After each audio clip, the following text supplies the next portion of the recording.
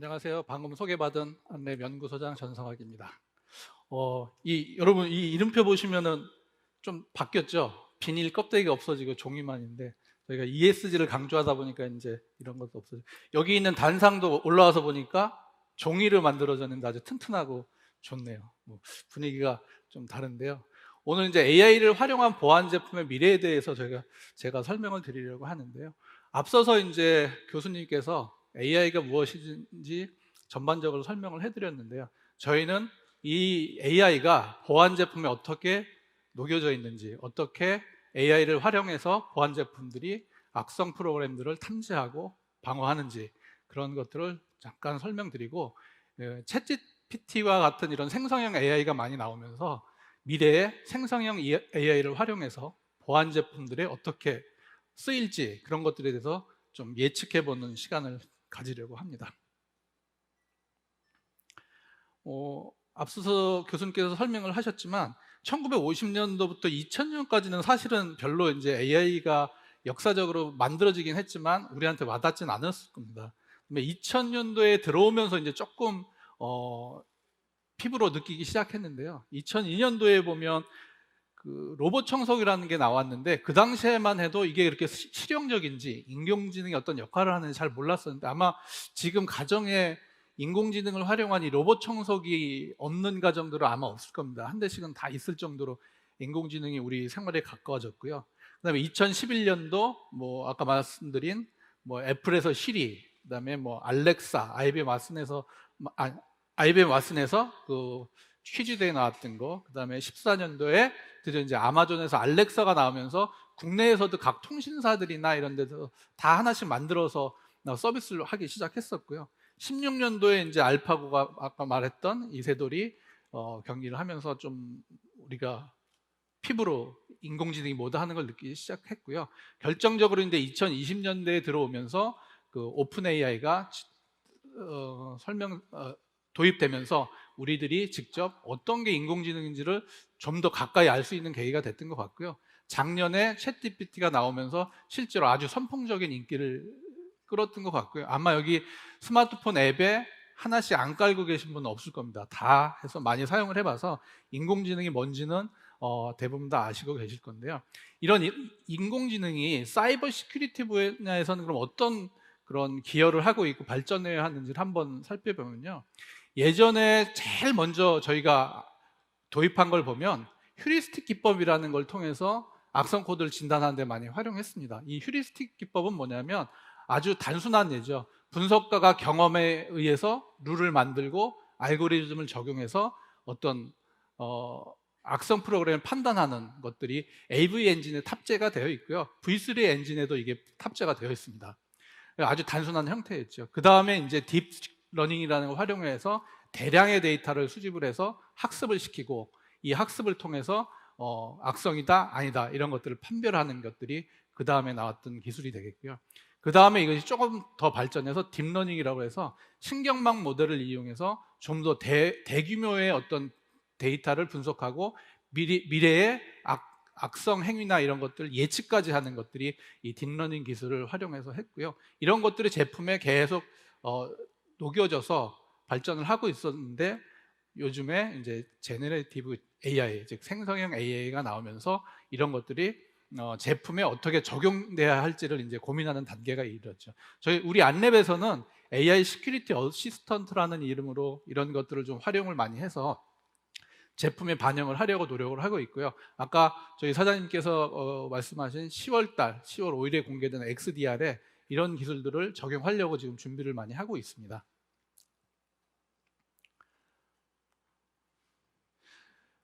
이 제품에 여러분들이 AI가 많이 적용이 되어 있는데도 불구하고 사실 잘 못 느끼시죠? 왜냐하면 오픈 AI가 생성형 AI 같은 경우는 이 결과를 직접 볼 수가 있기 때문에 아니면 내가 질문했을 때 답을 해주기 때문에 느낌이 확 와닿는데 이 현재까지 적용되어 있는 AI 기술들은 결과만 보여주기 때문에 실제로 적용이 되어 있는지 안 되어 있는지 잘 모릅니다.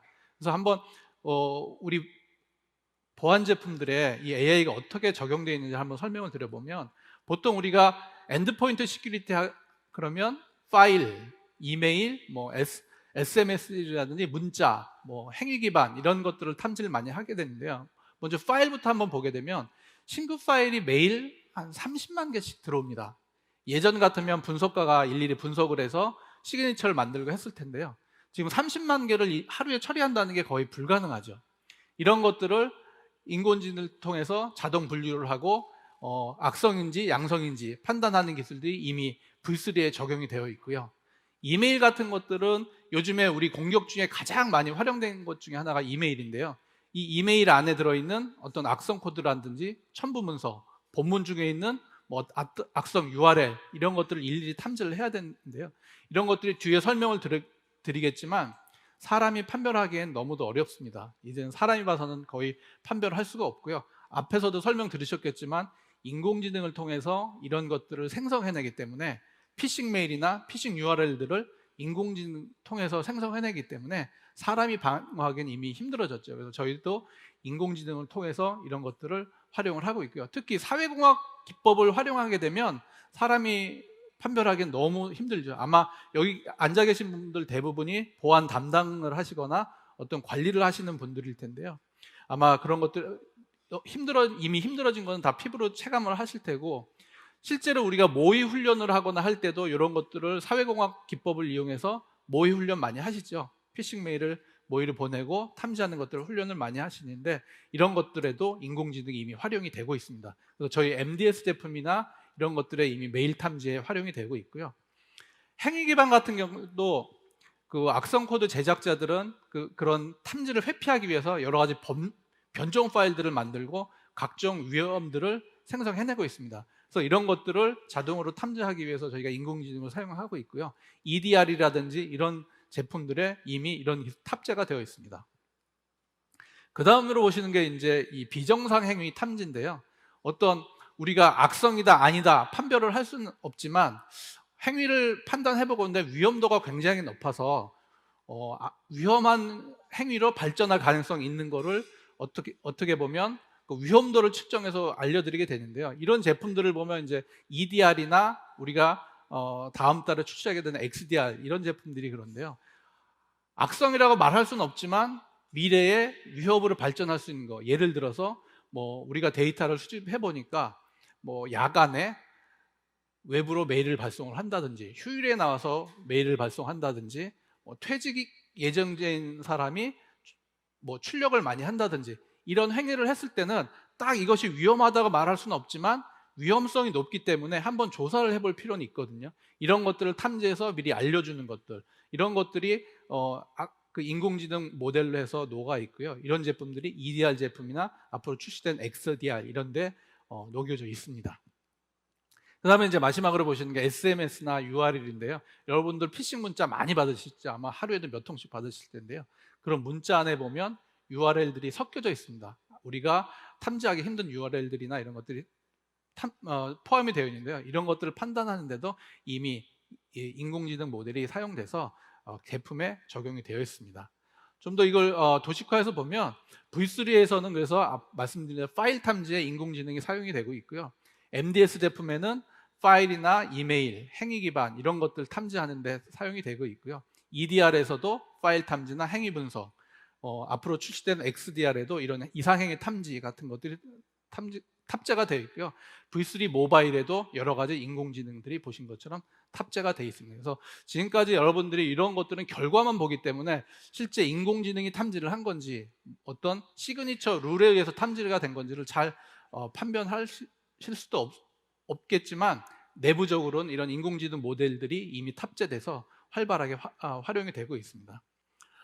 그 다음에는 좀 더 인공지능 모델에 대해서 이런 결정형 모델하고 생성형 AI 이 두 가지에 대해서 좀 더 설명을 드려보면, 앞에서도 설명 들으셨겠지만 이런 결정형 AI는 지금까지 설명드렸던 게 대부분 결정형 AI입니다. 현재 V3에 탑재되어 있는 인공지능 모델은 대부분 다 이 결정형 모델이죠. 예스냐 노냐, 트루 폴스, 개냐 고양이냐, 악성 메일이 들어오면 정상이냐 스팸이냐 피싱이냐 이런 것들 판단하는 거죠. 뭐냐 하면 결론이 이미 정해져 있습니다.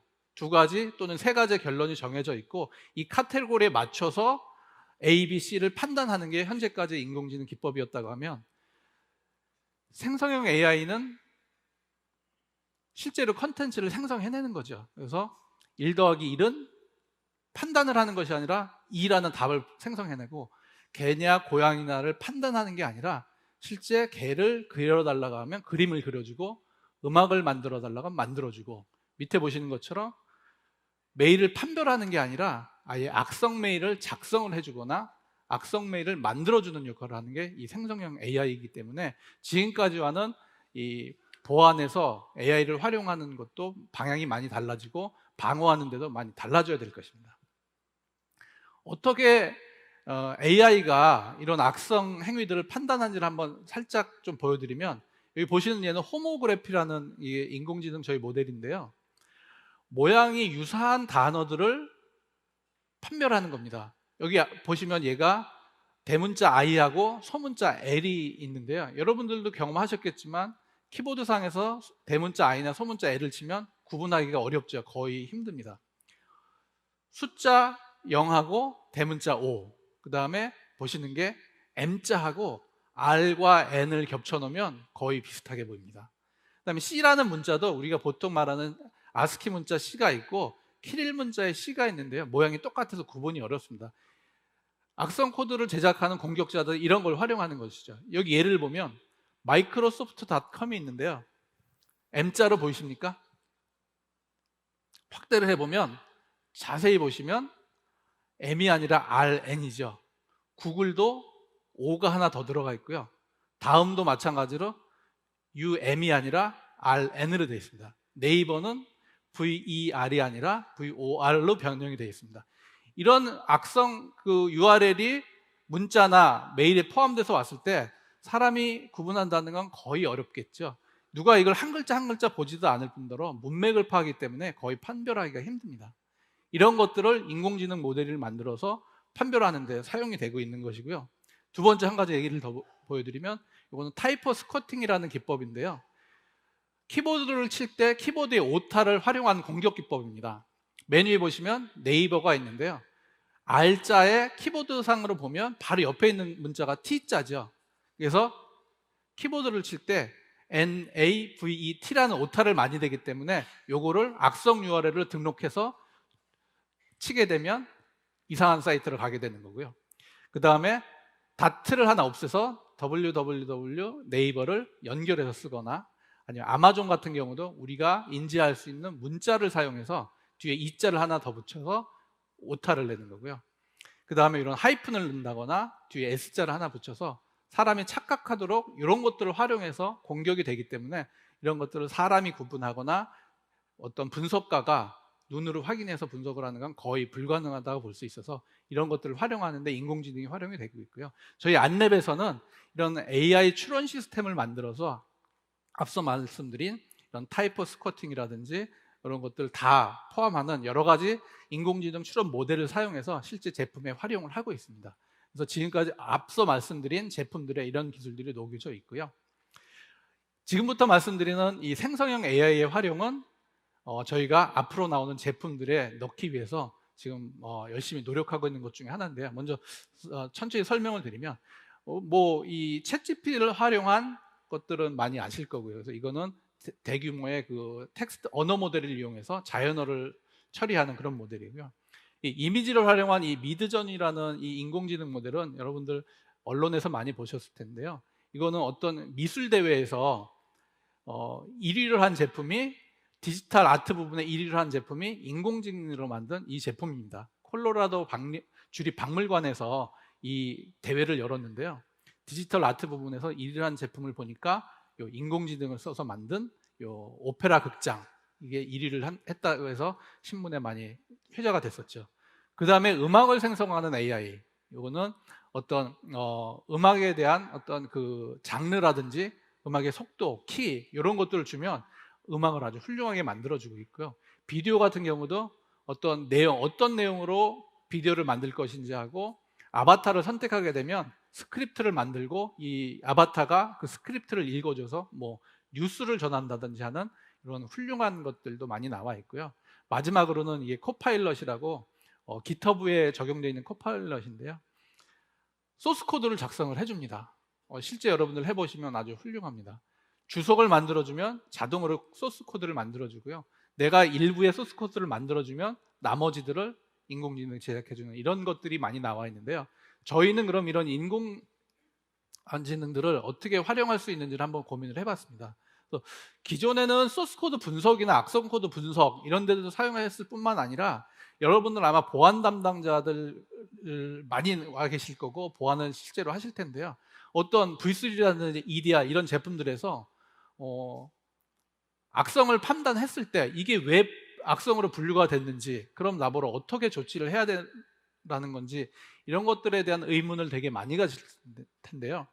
이런 제너레이티브 생성형 AI를 활용하게 되면 이런 것들이 나왔을 때 실제 자연어로 질의를 할 수가 있는 거죠. 이게 왜 악성으로 분류가 됐는지, 나는 그럼 어떻게 조치해야 되는지 이런 것들을 물으면 답변을 해주는 것들을 활용을 할 수가 있을 것 같고요. 그 다음에 샘플 생성, 아까도 말씀드렸지만 우리가 교육 목적으로 어떤 피싱 문자라든지 URL, 웹페이지들, 그 다음에 악성 피싱 메일 이런 것들을 샘플 목적으로 만들어 달라는 것들을 활용할 수가 있고요. 마지막으로 저희가 아까도 말씀드렸지만 하고자 하는 것은 바로 이 AI 시큐리티 어시스턴트입니다. 보안 담당자들이 가장 필요로 하는 것이 바로 이 AI 시큐리티 어시스턴트인데요. 탐지가 됐을 때 그 결과에 대한 설명을 원하거나 취약점이 나타났을 때 이게 왜 취약점인지 어떤 설명을 해준다거나 내가 어떻게 방어를 해야 된다거나 이런 것들을 자연어 기반으로 검색을 하고 쿼리를 해서 사용자에게 도움을 주는 그런 것들을 AI 시큐리티 어시스턴트가 할 수 있을 것으로 생각이 되고요. 앞으로 제품들에 이런 것들을 녹여내려고 하고 있고요. 여기 예를 한번 보시면 방금 어떤 악성 코드가 탐지됐을 때 이 PC 하나만 탐지가 된 건지, 아마 보안 담당자들은 우리 회사 내에 이런 것들이 더 있지 않느니 이런 것들이 궁금할 텐데요. 이런 것들을 뭐 메뉴를 통해서나 뭐 쿼리를 작성하는 것이 아니라 여기 있는 것처럼 그냥 언어를 통해서 이런 목록을 보여달라고 하면 답변을 보여줄 수가 있고요. 그 다음에 이런 공격이 나왔을 때 설명해 달라 그러면 이렇게 설명을 해주는 것들, 그다음에 파일에 뭐 내가 대외비가 문서가 외부로 유출됐는지 궁금할 경우에는 그런 이벤트들을 직접 다 쿼리를 하거나 담당자들이 쿼리를 해서 하거나 어떤 검색을 막 해야 되는데요. 자연어로 그냥 대외비가 포함된 문서가 외부로 유출된 게 없는지 찾아달라 그러면 보시는 것처럼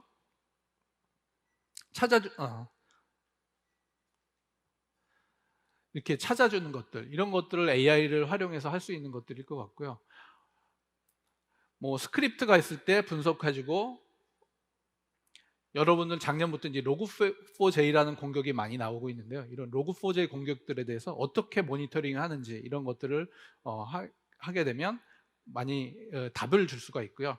그다음에 이 외국의 글로벌하게 나와 있는 업체들도 이미 AI를 많이 활용을 하고 있고요. 활용하는 결과들을 보면 대부분 다 어떤 취약점이나 결과에 대해서 설명하는 이런 것들에 많이 활용을 하고 있고요.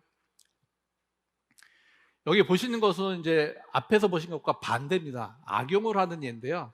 뭐 피싱 메일을 만들어 달라는 경우 공격에 활용하기 위해서 이 AI를 사용할 수가 있습니다. 챗 GPT에 그런 피싱 메일을 만들어 달라고 하면 아주 훌륭하게 피싱 메일을 만들어 줄 수 있고, 아마 이런 것들은 공격적일 수도 있지만 모의 훈련하거나 하는 데는 활용될 수 있을 것 같고요. 소스 코드를 제공하고선 공격 코드를 요청하면은 이런 공격 코드를 작성해 줍니다. 아마 보안 담당하고 계신 분들은 소스 코드 보안이라든지 아니면 웹페이지에 있는 소스 코드가 외부에 노출되지 않도록 막 방어를 많이 하실 텐데요. 이렇게 소스 코드가 외부로 유출되게 되면 앞으로는 그 소스 코드에 대한 방어 코드가 바로바로 나올 수 있기 때문에 정말 소스 코드 같은 것들은 보안을 철저히 해야 될 것 같고요.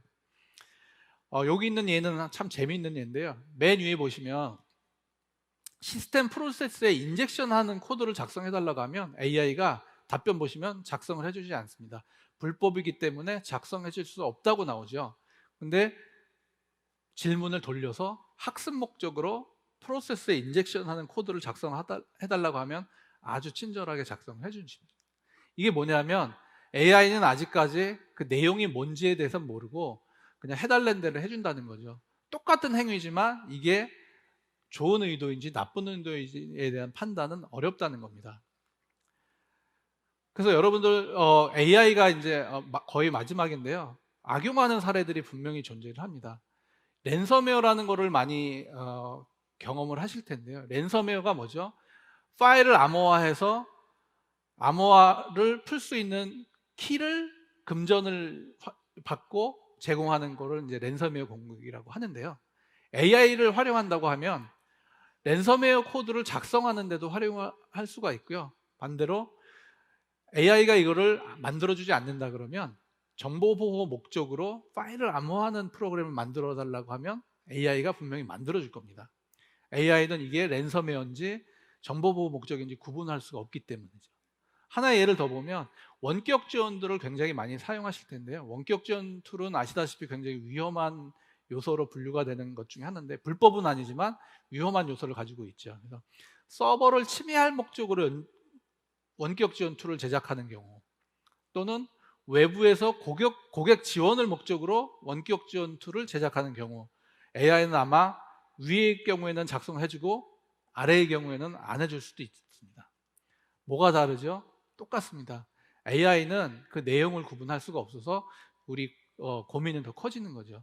그래서 이 AI를 활용하게 되면 공격자도 활용을 할 수 있고, 우리 방어자는 더더욱 이걸 활용해서 공격을 막아야 되는 의무가 있는 거죠. 그래서 마지막으로 앞으로의 미래를 한번 예측해 본다면, 앞에서 설명드린 것처럼 우리 안랩에서도 인공지능을 활용해서 이런 공격을 막기 위해서 많은 노력을 하고 있는데요. 앞으로는 공격자도 AI를 활용할 것이고 우리 방어자들도 AI를 활용할 것입니다. 즉, 사람과 사람이 경쟁을 하는 것이 아니라 기계 대 기계, AI 대 AI, AI 모델 대 모델이 경쟁을 해서 공격과 방어가 이루어지는 세상이 될 거기 때문에 충분히 AI가 공격에 활용될 것이라는 것을 염두에 두고 방어자들도 이 AI를 적극 활용하지 않으면 미래의 공격에 당할 수밖에 없기 때문에 적극 활용해서 방어하는 데 노력을 하겠습니다. 이상 발표를 마치겠습니다.